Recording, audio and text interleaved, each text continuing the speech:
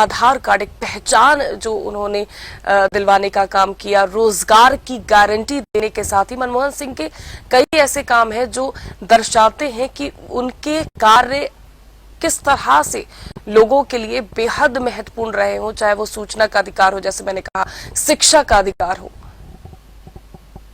बिल्कुल निश्चित रूप से मनमोहन सिंह सरकार में ही जिसको हम आरटीआई का अधिकार जो मिला, सूचना का अधिकार आया था निश्चित रूप से, और उसका खौफ शुरुआत के दौर में बहुत जबरदस्त था निश्चित रूप से, कि उसका समय बाउंड हुआ करता था कि वो कितने सोच समझ के तैयार किया गया था कि आपको आरटीआई का जवाब देना है।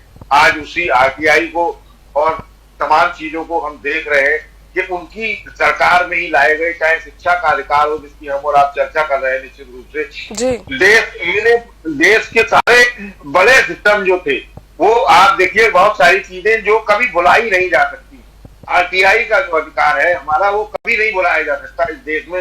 वो मनमोहन सिंह से जुड़ा हुआ है निश्चित रूप से।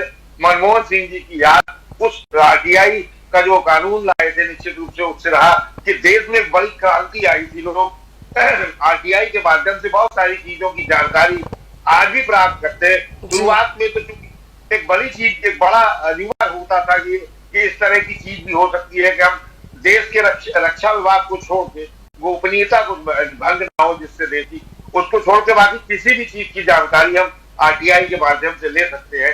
ये लोगों के लिए बड़ी एक चीज थी, देश की जनता के लिए बड़ी बात थी कि इस तरह का भी कोई अधिकार हो सकता है आम आदमी का, एक छोटे से आदमी का, जो अपनी जानकारी ले सकता हो किसी भी चीज की।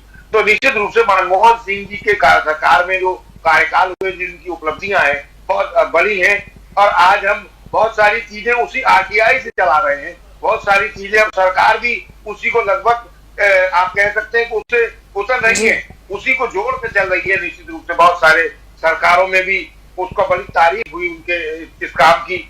और जैसा हम और आप देख पा रहे हैं, मनमोहन सिंह जी एक अच्छे नेता के साथ साथ, प्रधानमंत्री के साथ साथ अर्थशास्त्री भी थे। तो अर्थशास्त्री के रूप में भी उनकी एक अलग से बड़ी पहचान है निश्चित रूप से। और उन्होंने राज्यसभा सदस्य भी रहे वो, और राज्यसभा में नेता विरोधी दल भी रहे निश्चित रूप से।